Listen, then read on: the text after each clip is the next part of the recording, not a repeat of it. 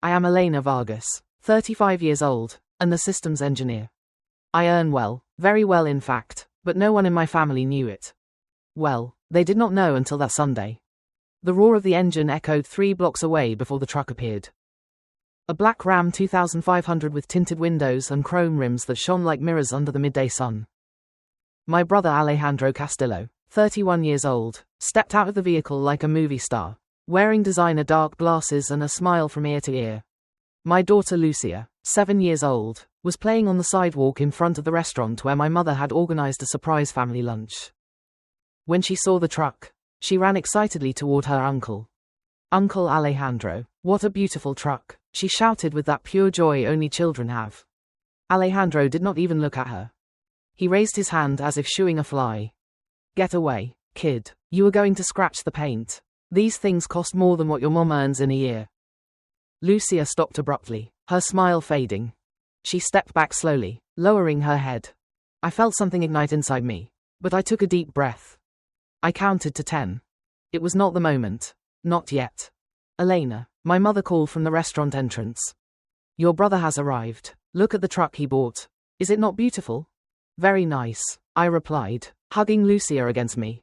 "Are you okay, princess?" She nodded, but I saw the tears held back in her brown eyes. We entered the restaurant. My mother had reserved the largest private room, a table for 20 people, elaborate decoration, a 3-course menu. The kind of event she organized only for special occasions. Except this was not a birthday or an anniversary. It was just to show off. Alejandro entered like royalty, greeting everyone with back slaps and loud hugs. My father received him with almost sick paternal pride.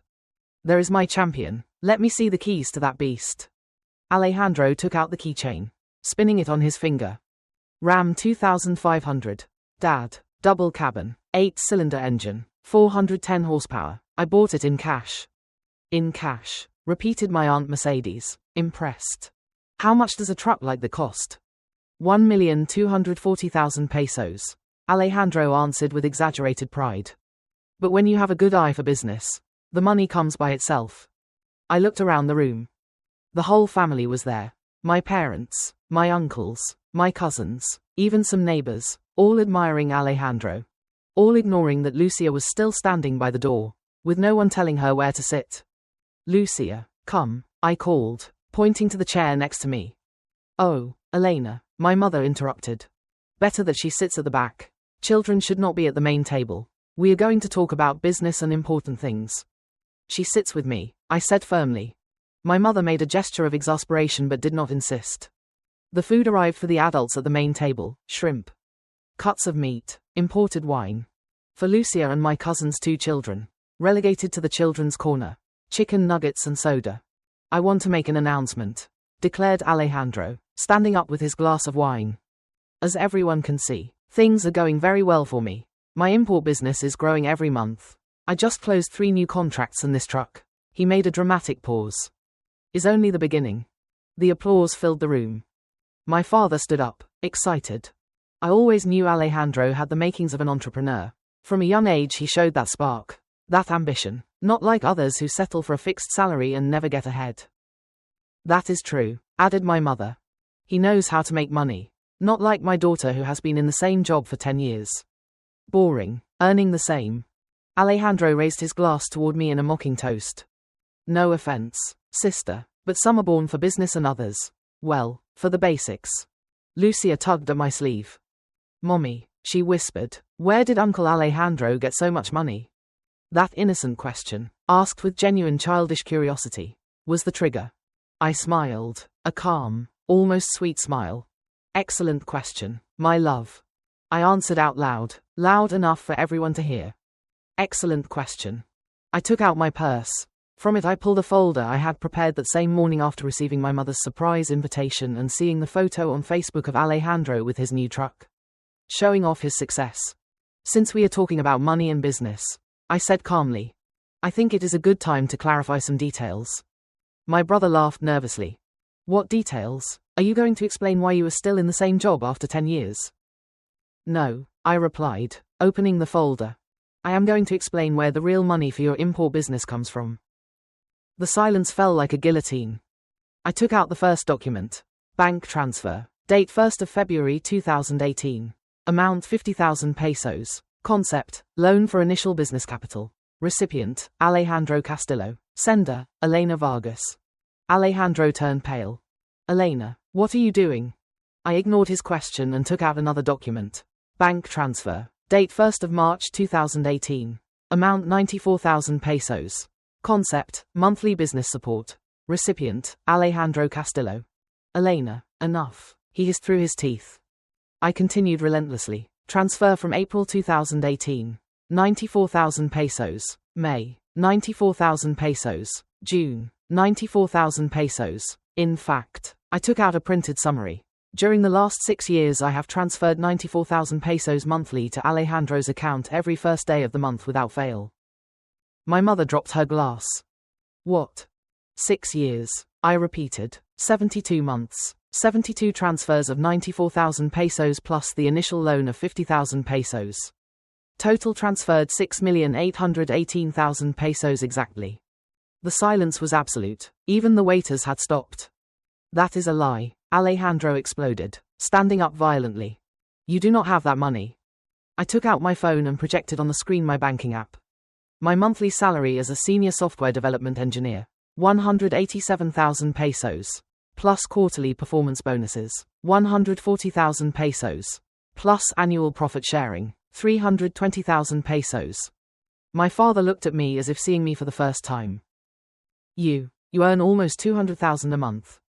187,000 base. I corrected, but with bonuses. Average 220,000 pesos monthly. I have worked at the same company for 10 years. As Mom said. But what they did not say is that I started earning 35,000 pesos and rose by merit. Now I lead a team of 18 developers. But my mother was trying to process the information. Why did you never say anything? Because when I started earning well, I explained calmly. Alejandro had just lost his job. He was 25 years old and desperate. He said he wanted to start a business. He came to my apartment crying, saying he needed an opportunity. I gave him 50,000 pesos to start. I looked directly at my brother. You promised that in 6 months you would return the loan. But when the 6th month arrived you told me the business was just starting. That you needed more time. So I continued helping you. 94,000 pesos every month. I told you to keep records. That someday we would have to settle accounts. I thought they were gifts, murmured Alejandro. Gifts. My voice hardened slightly. 94,000 pesos monthly for 6 years are gifts. Without even a thank you. Without even acknowledging where the money came from. I took out more documents. This is even more interesting. I investigated your import business. Do you know what I found? That you have 3 shell companies registered. That the contracts you show off on social media are fictitious. That your tax declarations report income of 25,000 pesos monthly. 25,000, repeated my father. Then, how? So all the money Alejandro has been spending. The 1,240,000 peso truck. The 180,000 peso watch he is wearing. The vacations in Cancun that cost 220,000 pesos. The rent of his apartment in Polanco that costs 38,000 pesos monthly. Everything comes from my account. Alejandro collapsed into his chair, defeated. And the worst, I continued, finally letting the emotion filter into my voice, is that while I sent you almost 100,000 pesos every month, while I lived modestly to be able to support you, while I explained to my daughter why we could not go on vacation because mommy is saving, you boasted in front of the whole family that you were a successful entrepreneur and they compared me to you. They told me I had not gotten ahead, that I settled for little. I looked at my mother. Do you remember what you told me on my birthday 3 months ago? You said, I wish you were more like your brother. He does have ambition. My mother covered her mouth with her hand. And 2 weeks ago, I continued, turning toward my father, when Lucia wanted to sign up for piano classes. You told me it was an unnecessary expense. That I should learn to manage myself better. Like Alejandro. My father could not finish the sentence. Lucia, who had been listening to everything in silence, finally spoke. Mommy, why did you give money to Uncle Alejandro if he is mean to you? That question, formulated with the simple and devastating logic of a 7-year-old girl, made several at the table lower their heads in shame. Because I thought it was the right thing. Princess, I answered honestly, because he is my brother and I wanted to help him. But I made a mistake. What mistake? I believed that helping meant disappearing. I believed that if I made myself small, If I kept silent about my success, if I let him shine with my light, that would make him happy. But all I achieved was teaching him that he could use me. I took out the last document from the folder. This is a promissory note that my lawyer drafted. The 6,818,000 pesos are officially formalized as a loan with 9% annual legal interest. Total to pay 9,140,520 pesos. Alejandro has two options: establish a 10-year payment plan or what? Asked Alejandro with a trembling voice. Or I can proceed legally for family fraud and tax evasion, because the 94,000 pesos monthly were never declared as income in your declarations. Right? Alejandro shook his head, defeated. Just then my phone rang. I put it on speaker. Attorney Morales. Elena, good afternoon, answered my lawyer. I am here with Attorney Ruben Castellanos from the tax authority. Can we proceed? Go ahead, I confirmed. Mr. Alejandro Castillo, spoke a professional male voice from the phone. I am Attorney Castellanos, tax auditor of the Tax Administration Service. We have received documentation indicating undeclared income of 6,818,000 pesos over a period of 6 years. We need you to appear at our offices this Tuesday at 10 in the morning with all your tax documentation. If you do not appear, we will proceed with a preventive embargo order on your assets, including the Ram 2500 vehicle with plates. Okay, shouted Alejandro. Okay, I will appear. I hung up the phone. The silence in the room was sepulchral. My mother finally broke the silence. Elena, why did you never tell us you earn so much? Why would I have to? I replied. So you would ask me for money. So you would compare me to Alejandro anyway. When I started earning well, you had already decided he was the successful one and I the conformist. Nothing I said would have changed that. But you helped your brother, insisted my father. That counts. I helped my brother in secret. I corrected, while he publicly humiliated me. While you used his false success as a weapon against me. While my daughter heard over and over that her mom was not good enough. I took Lucia's hand and stood up. This lunch cost 88,400 pesos. Right, Mom? She nodded weakly. Here is my card, I said to the restaurant manager who had entered discreetly. Charge everything to my account. Consider it my farewell gift. Farewell? Asked my Uncle Roberto. From these gatherings where my value is measured by how much money I send while pretending to be poor. I explained. From these comparisons where my brother is celebrated with money I earned. From this dynamic where my daughter learns she has to make herself small so others can feel big. I walked toward the exit with Lucia by the hand. Elena, wait, called Alejandro for the first time. His voice sounded genuinely broken. I am sorry, I really am sorry. I stopped without turning. I do not believe you because you feel it now that you have been discovered. Alejandro, I would believe you if during 6 years you had the opportunity to tell the truth and chose not to. You had hundreds of opportunities to thank me, to acknowledge me, to defend your niece when they treated her like a nuisance. And in each of those opportunities you chose complicit silence. What do you want me to do? He asked. I want you to sell the truck. I replied firmly. I want you to settle your debts. I want you to find a real job. And I want the next time you see Lucia you ask her forgiveness for treating her as if she were worth nothing. And then, after that, maybe, just maybe we can rebuild a relationship based on honesty. But it is going to take time. A lot of time. I left the restaurant. The afternoon air had never smelled so clean. Mommy, said Lucia as we walked toward my car.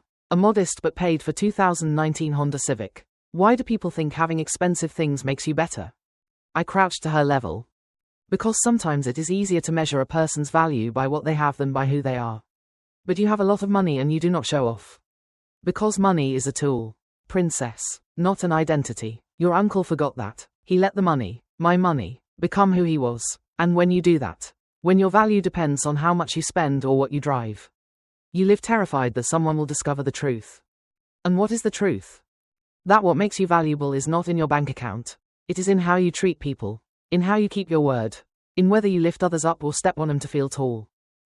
Lucia thought for a moment. Like when I shared my lunch with Anna because she forgot hers. Exactly like that, my love. Exactly like that. 2 weeks later, Alejandro sold the truck. He paid 820,000 pesos of his debt. He got a job as sales manager in a logistics company. We have not talked much. But last Saturday he sent me a message. Lucia deserves piano classes. Let me pay for the first year. Not as part of the debt, but as the uncle I should have been from the beginning. I did not reply immediately. But this morning I wrote to him. Tuesday at 4 in the afternoon is her first class. If you want to take her, you are invited. Justice does not always arrive with sirens and handcuffs. Sometimes it arrives when you stop making yourself small so others can feel big. Sometimes it arrives when your daughter asks the right question at the right moment. And sometimes it arrives when you finally understand that helping someone should never have meant erasing yourself. Thank you for listening to today's story. Don't forget to like, share, and subscribe to support the channel. See you in the next story.